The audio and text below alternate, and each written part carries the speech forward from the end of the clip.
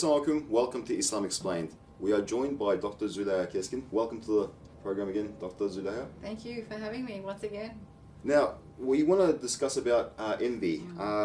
Envy is something seen as really bad, and there's even a hadith that talks about or states that envy eats good deeds like fire eats away wood. Now, could you define the hadith and probably go into the definition of what envy is? Yeah, that hadith is very important in highlighting how, I guess, destructive envy could be. So if it eats away our good deeds like fire eats away wood, it just shows you at the end of the day what happens is the wood becomes ashes. So if we have envy, it's going to destroy our good deeds in that way. So it's something that we should not ignore, the notion of envy. And so if we were, as you asked, if we were to define what envy is, there's really three types of envy. Envy is where, one of the, I guess, the worst ones is where you want something taken away from someone else and you want that blessing or that thing to come to you. So it's really, really wanting that, the enviousness of a blessing which you don't have and someone else has. The other type is where you want that blessing to be taken away from the other person, but you may not necessarily want it for yourself. So it's almost like, as long as they don't have it, I don't care who has it, kind of thing. And the third one is where you're envious of something that another person has, but you don't want it necessarily to be taken away from that person, but you also want that thing for yourself, that blessing. So that third type is not seen as being a bad thing, because you don't want the other person to be deprived of it, but it's something you would like knowledge, or can we say materialistic? It could be materialistic, Yeah. it could be spiritual as well, but it's something that you look up to them and you see, wow, that's so nice, I wish I had it too. So there's not a negativity, a negative feeling about that envy that the other person has, you just want it for yourself as well. But the bad ones are the ones where you want the other person to be, I guess, that blessing to be removed from them. That doesn't sound too good. No. Now, a lot of people would think, I don't envy, I'm not a person that envies other people. Now, would this be true? I think with all the diseases of the heart, we all have them to some degree. And I think the minute that we think we would never have a particular disease of the heart like envy, we are at risk. And there are many scenarios which I think we've all gone through where it's very hard not to be envious. It requires a lot of thinking, reflection, and being conscious of Allah. Think of a scenario where, say, you're really desperately looking for a job, and then and you and your friend applies for that job, and your friend gets that job. It's not easy to think, I wish he didn't get it and I got it. So it could be scenarios such as that, or someone who's single who really wants to get married, wants to have a soulmate, and her best friend finds her soulmate, and for that single person to think, oh, I wish I found someone and my friend didn't.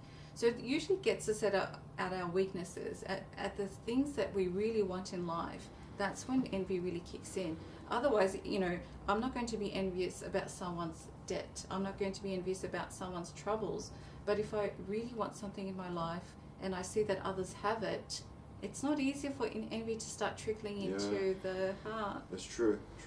So what actually causes envy, if we get down to the root cause of it? Oh, there could be a number of things. One of them could be hatred. So if you have hatred towards somebody for whatever reason, and that's it, hatred is another disease of the heart in itself, which can be discussed later.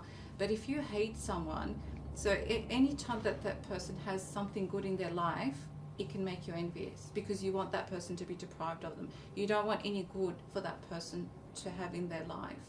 So hatred could be one. Low self-esteem could be another, where if you feel that your esteem or your confidence is based on the blessings that you have.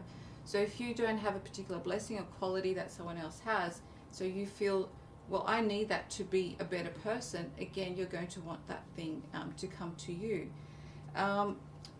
Another one is the fearing of losing one's aim. So my goal in life could be to please my parents, for example.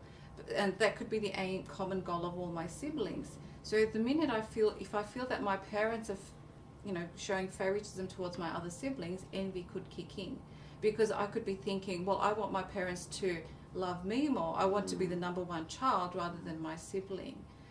So you can see how it's usually, again, where, things that are very dear to our heart. We all want our parents to love us. And if for some reason we think our siblings have won over the love of our parents better than we have, we can be like, oh, no, I want it, not them. It could be in a student-teacher relationship. If we want our teacher if we want to be the teacher's pet, for example, so we wouldn't want our fellow students to do so well. We would want the success that they have so that we can be the teacher's pet.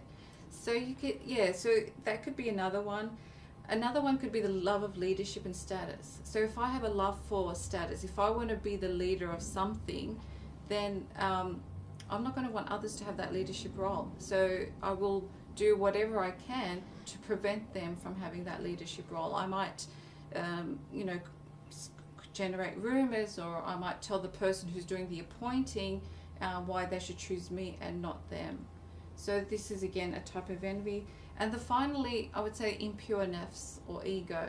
When a person has an impure ego, they're very selfish. They think about themselves only. They only want things for themselves and no one else. So when a person is in this state, any type of blessing that someone else has is going to bother them, because they think it should be me, me, and me. And envy will kick in then as well. So they would be the main dangers and the causes. Thank you very much for explaining what envy is, the definition of envy, what could cause it. And hopefully we'll continue with this topic on our next episode with you. And I'd like to thank our viewers, and we'll see you next time. Assalamu alaikum.